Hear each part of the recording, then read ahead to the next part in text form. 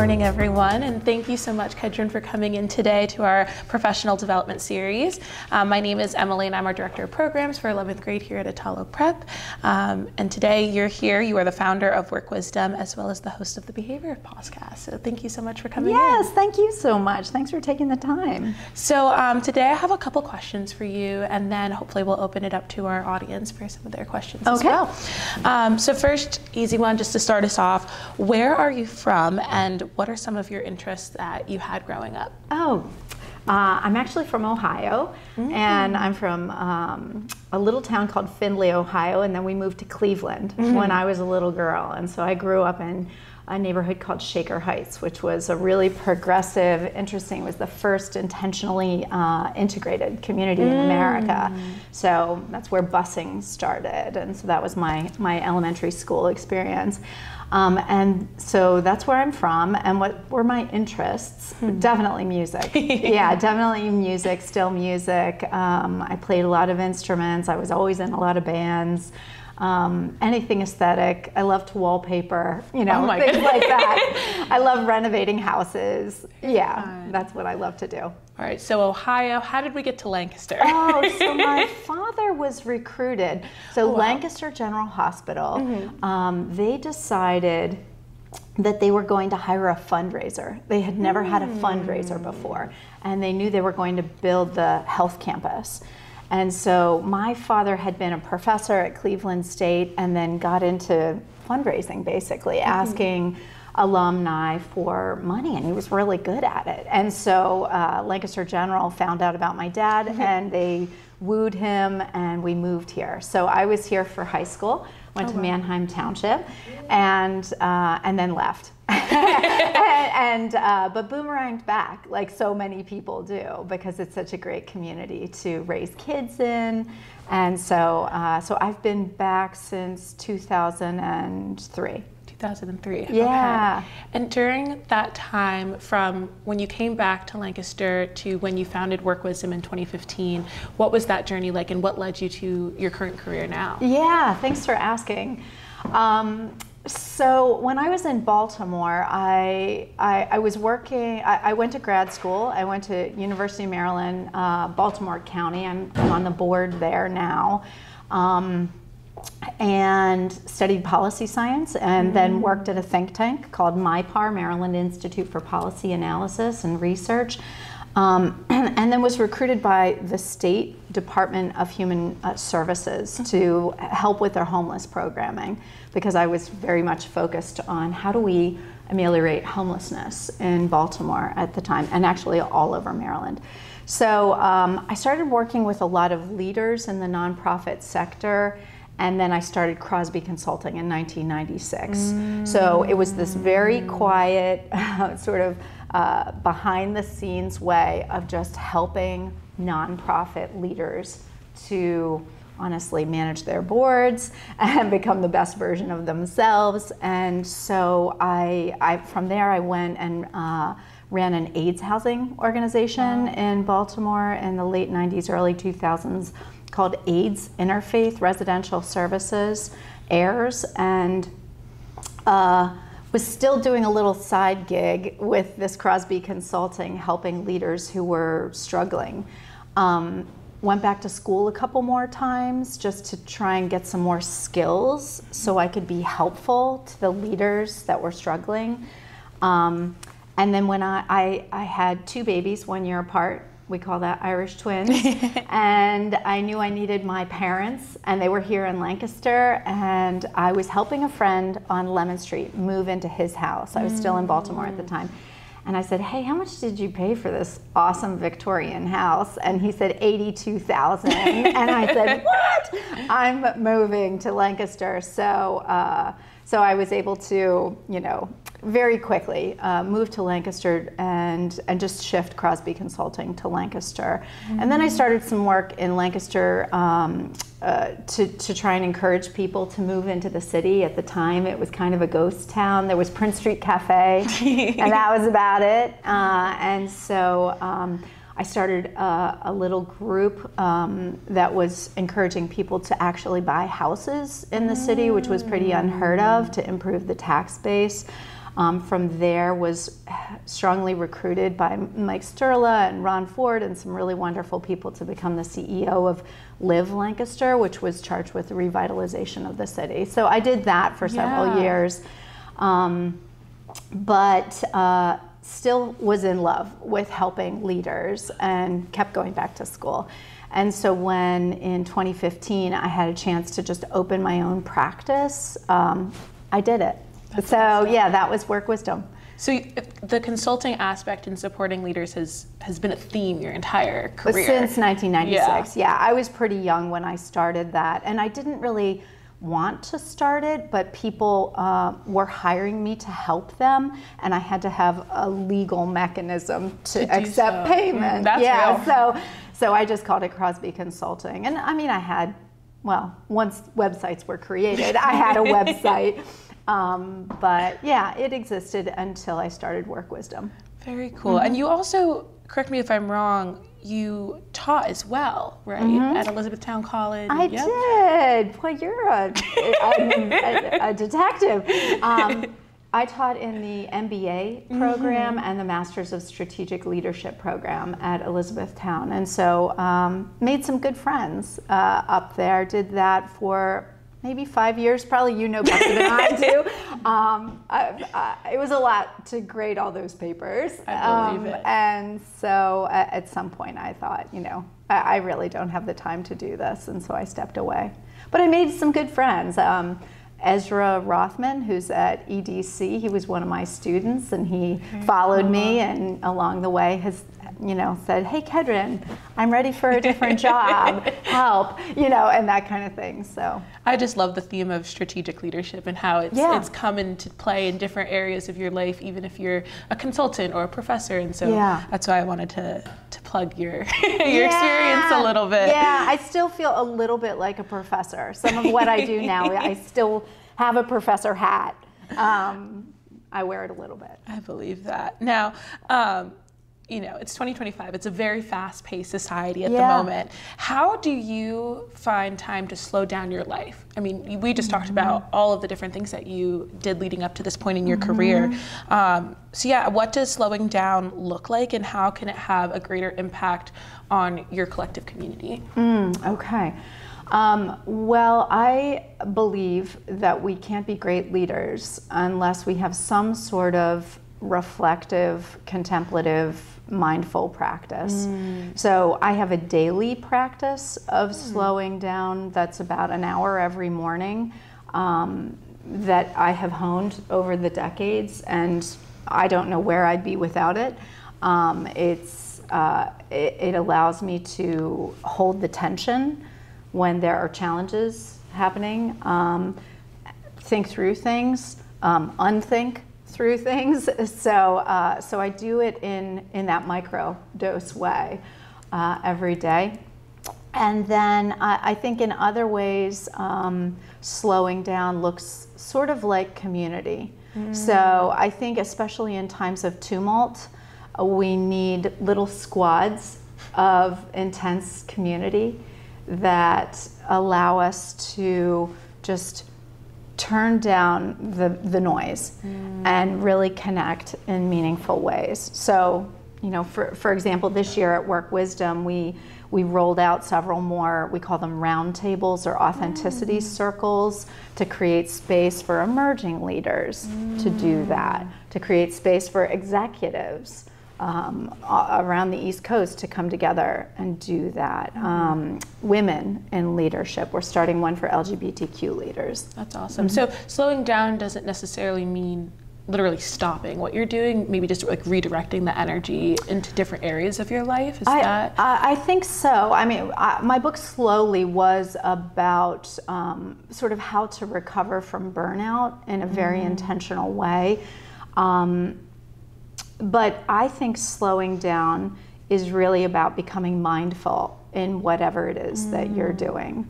So there's a fantastic professor from Case Western University named Richard Boyatzis from Cleveland, of course. And so he talks a lot about resonance as a leader. So as leaders, we are extremely emotionally contagious. extremely, more so than anyone else. And so we have to do our emotional hand washing to make sure that we're resonating in positive ways and not becoming dissonant.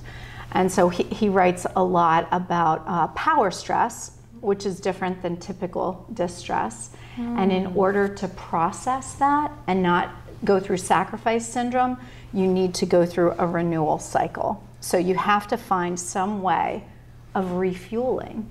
And so there are 3 characteristics of any renewal cycle. Let's see if I can remember them on the fly. It needs to be mindful. It needs to have compassion, maybe for others, but maybe for yourself. And hope. And so you could do that in a daily practice, or you could do it quarterly. So I have clients that have some sort of renewal practice on a quarterly basis. At Work Wisdom, we've baked sort of vibrancy practices into the culture. So we have breaks. We have spring break. The week before Easter, we have summer break. The first 3 weeks of July, we close the company. Everybody's off at the same time. The week of Thanksgiving, we're closed. And then the week between, yeah, I know. People hate me when I tell them that. Like, what is she? She's ruining everything. I love it. But honestly, we couldn't figure out how to slow down without sort of a synchronous break where we all, and I love the French, and I'm like, well, if the French can do it, they take off the month of August and everything closes down. Yeah. So anyhow, so we try to think about how to prevent and ameliorate burnout in systemic ways, and that would be one in an organizational culture way, but there are lots of them. Did I answer your question? Yes, you did. All, Emily? You did, and you're making me think about, honestly, my time in undergrad and when I experienced burnout personally. I couldn't always tell about the onset signs of burnout until I was truly burnt out. Yeah. So I guess for someone who might be experiencing burnout for the first time, or like for me, experiencing potential signs of burnout in like I guess not as a student, what are the signs of burnout that I guess maybe even led you to create this culture in your own company of like trying to prevent that? So what are the initial onset signs of burnout that you see? The World Health Organization had decided a few years ago that burnout was in fact a thing. And so they sort of have put some things in code to define what burnout truly is. Characteristics of true burnout. Well, first of all, burnout can only exist in the workplace, according to World Health Organization standards. But so you can't have burnout at home. That's something different. Also important to know about, but that's something different. So emotional exhaustion is part of it. So it's different than physical exhaustion, just that sort of, and then cynicism is another sign. So just becoming really cynical. This is never gonna work. There's no way, we can't make this happen. That's a sign that is sort of the canary in the coal mine to let you know, oh boy, maybe this is coming.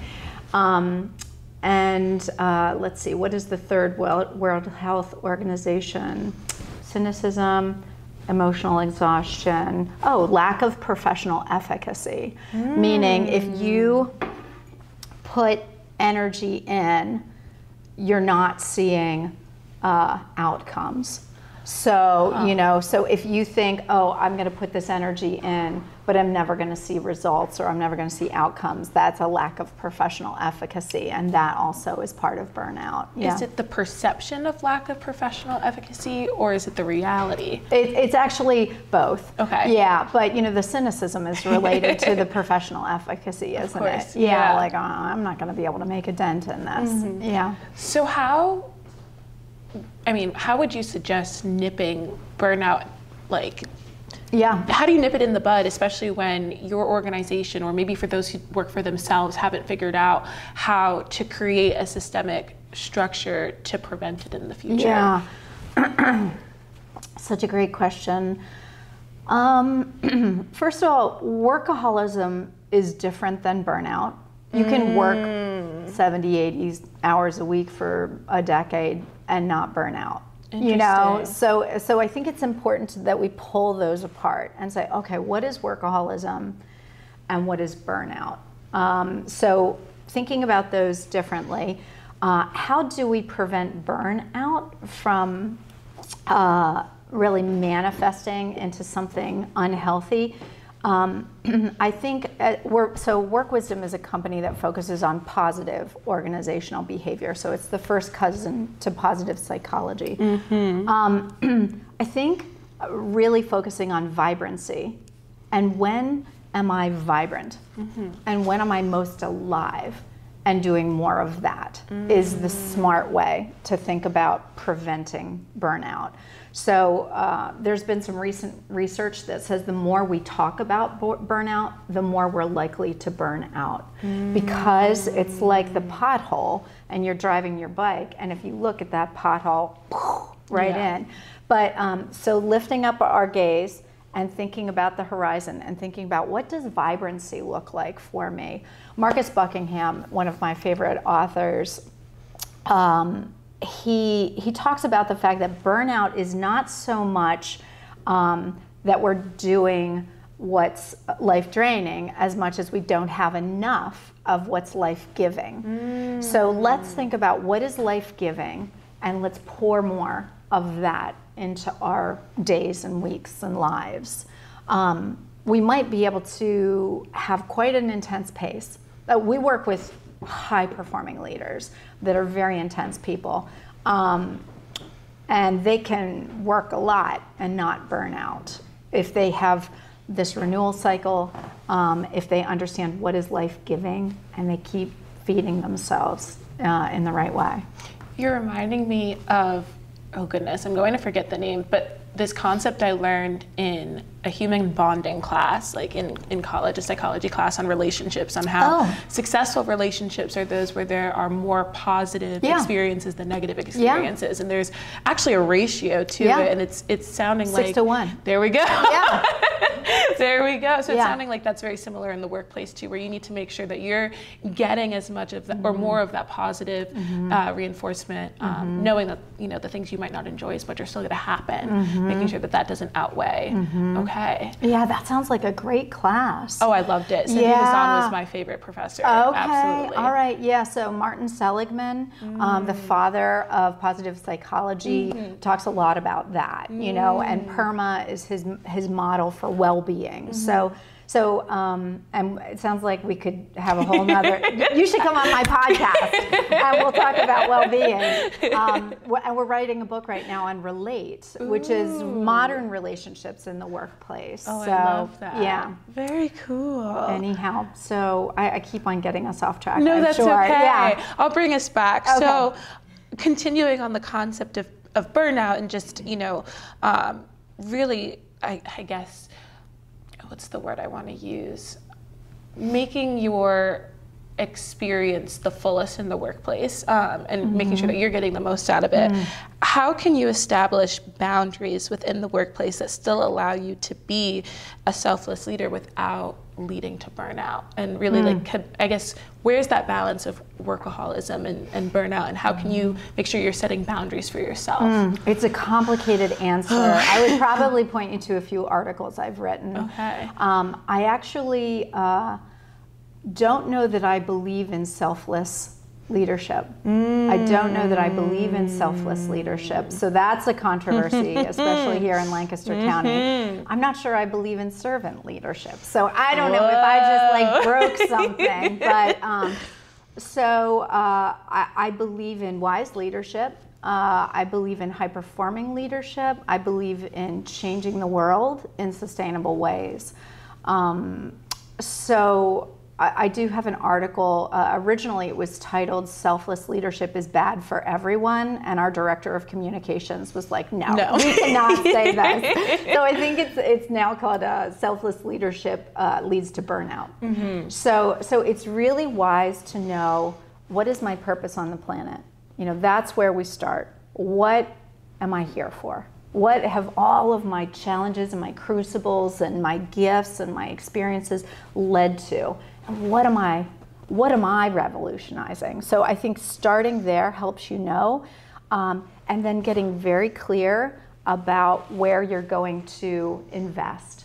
You know, there are many paths to the top of that mountain. That's your purpose on the planet. Mm-hmm. Which one are you going to take now? My work on elegant leadership. I was just about to bring that up. I think that's a very big part of how we are sustainably high performing. So elegant leadership is, shall I just like spell it out? I was about to say, yeah, because okay. You wrote that article in August of 2024 for Forbes and then later republished it in, oh goodness, the Work Wisdom Press, which is the Work Wisdom's version of articles. I guess my question specifically on elegant leadership, would you be able to expand on the concept of being a successful leader as those who take risks? Because that is a concept that I was able to derive from that article, but I'm also, a young professional. How do I take risks without, going too far? Yeah. Oh my gosh, I'm glad you took that. So elegant leadership is something that is typically, there's something they don't teach in school about leadership, which is that you have to get good at sunsetting things. You have to get really good at experimenting and then saying, how did this go? It wasn't great. Let's throw it away. Let's take it to Goodwill. Let's not, we don't need this program. So elegant leadership is very much that. Coco Chanel, if you ever visit Work Wisdom, in each of the offices we have different quotes that are really inspiring. And in one office, one of the coaching rooms, it says, elegance is refusal. It's a quote by Coco Chanel. Elegance is refusal. And people often ask me, what does that even mean?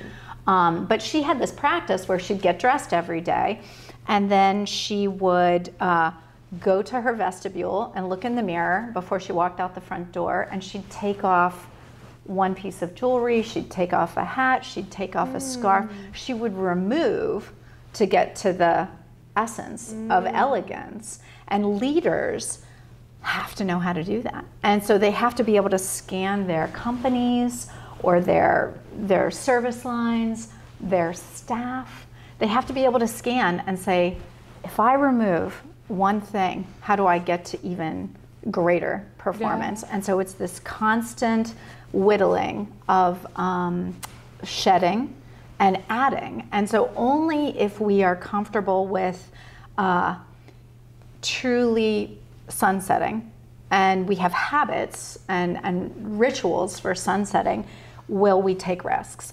So leaders who feel like, oh, if we start a new program, we got to stick with that for the rest of our lives, for 100 years, and we got to keep the programming, they will not take risks because it's too heavy. It's too heavy.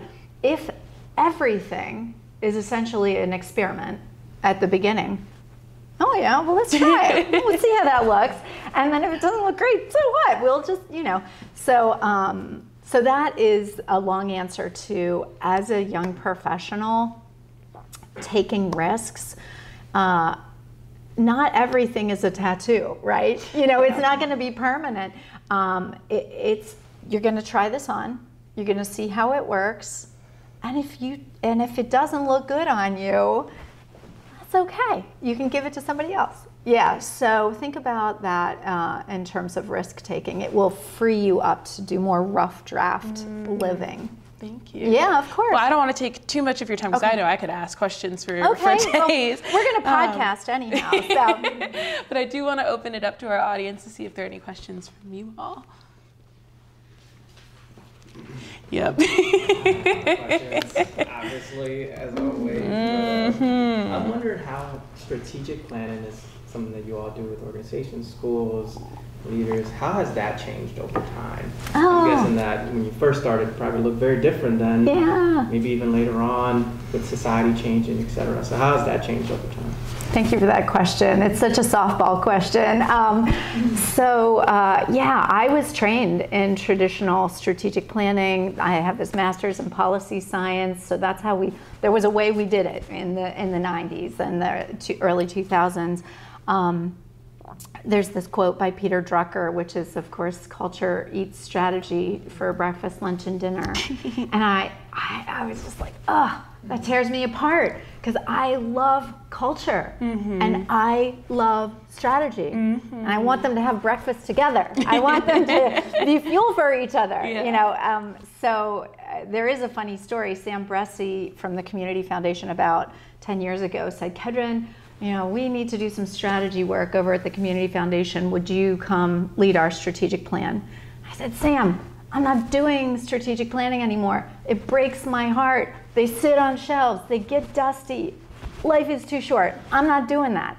And he said, well, what could you do so that you could help me figure out where we're taking this organization into the future? What would you do? And I said, well, I would do this and this and this and this and this and this. And so we created this thing that we call real-time strategy, which weaves culture and strategy together. So you know what winning is for your organization, you know how you're going to get there, which are your values, you know what your differentiators are, which is how you're extraordinary, you know what your archetype is, which is your identity, and then you also know what your big questions are. Like, what are those focus areas? What are the big challenges, or what are the big opportunities that I'm going to put my attention on going forward? So yeah, we have a method that we've been honing over the last 10 years, and it's pretty different. It's not for everyone, as we say. Work wisdom's not for everyone, but that's okay. It works for a lot of people. Yeah. Thank you. Yeah, you're welcome. Any other questions? You mentioned earlier that you can't have burnout at home. It's a workplace, I guess. Definition, yeah. Mm-hmm. Is that based on the World Health Organization? Yeah. Is it? I guess I don't know if this is something that kind of puts you in the sideways. Is that something that you believe, and if so, what does burnout look like at home, and what is that? Right? Mm-hmm. Yeah, that's a great question. I think you can have burnout at home. You know, I think that you can be emotionally exhausted and cynical and feel like you lack efficacy at home. So when you think about those three components of clinical burnout, I think that can happen at home. I think that the World Health Organization is saying the word burnout is really meant for the workplace. But I think you can burn out at home. Yeah. I think they usually call it something more like exhaustion, you know. But I think it's the same medicine, you know, the medicine to get to vibrancy at work, which is find out what is life-giving and do more of that. And be elegant about what you're offboarding and sunsetting. I think all that's true at home. That's my experience. I don't even believe in work-life balance. I think it's just one big life, and it's all a jumbled, you know, now that we have phones, how can you separate it? But you can figure out what winning is, and you can be measured about how you go about your days and weave it all together. That's just my belief. That's kind of controversial in my world, but it's working for me. We often talk about the concept of work-life integration rather than work-life balance. The idea that there are going to be times where maybe work plays a heavier role than your personal life and vice versa, depending on the time, the needs of your personal life and your work life as well. So I love that we're not the only ones who think about it like that. No, I wrote slowly in 2006 7 introduced that concept of work-life integration. Yeah. Awesome. Yeah. Great. Any other questions before I ask my final one? Lydia? It's just a simple question. We've asked them at like the past meetings as well. And I'm curious, what advice would you give to your younger self or other young professionals at this time? Like what's something you wish you knew before going to college, before going into your first career, before changing careers, all of that? Is this the part where I cry? No.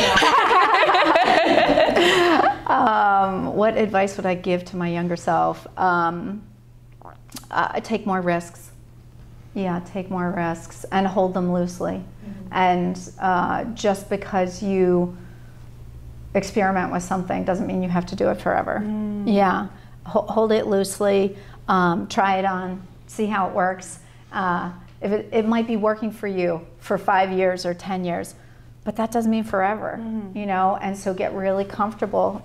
You know, what got me here won't get me there, so I change it up, you know, and be always scanning in a healthy way.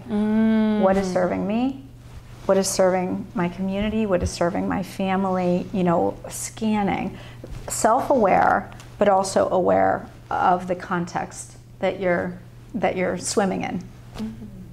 Thank you. Thank you. All right, to close this out, I have a very serious question for you, Kedren. Oh no, this is the part where I cry.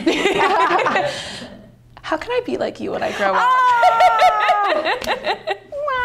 Crying emoji face. But no, in all seriousness. Well, let's start by podcasting. And yeah, I mean, I just like, I loved this series. We're in a professional development series, and you know, we bring in different people to learn about different things in their lives that can be relevant to ours. And I was honest, I do research, I like to look into the people, and I truly do love the work that you do. So I guess building off of Lydia, how do you continue to be authentic in your life right now? And how can I be like you in that regard? Oh my gosh. Thank you. That is the kindest thing. I'm serious. I might start crying. How can I be authentic? How can you continue to be authentic? Oh gosh, I think I am going to cry. We're going to have to turn off the cameras. No. I think love yourself. Is that an okay answer? Yeah. Love yourself, and then be fearless about it. Yeah. Wow, thank you. Alex, don't share that on social media. I try to tell him that every day. No, they like the cry parts, don't they? They're like, can we do the crying part? They like the raw emotion. Yeah. No, thank you. Yeah, but no, seriously, I really do think that, like, savor who you are and love who you are, and even especially the parts that people are like, that's too noisy, or that's too aggressive, or that's too confrontational. You know, love those parts. The world needs those parts. Whoa. Well, thank you so much. Yeah, I really appreciated this conversation today, and I hope everyone else got as much out of it as I did. Aww. So thank you. Yeah, thank you. All right, we'll work on our podcast. I know.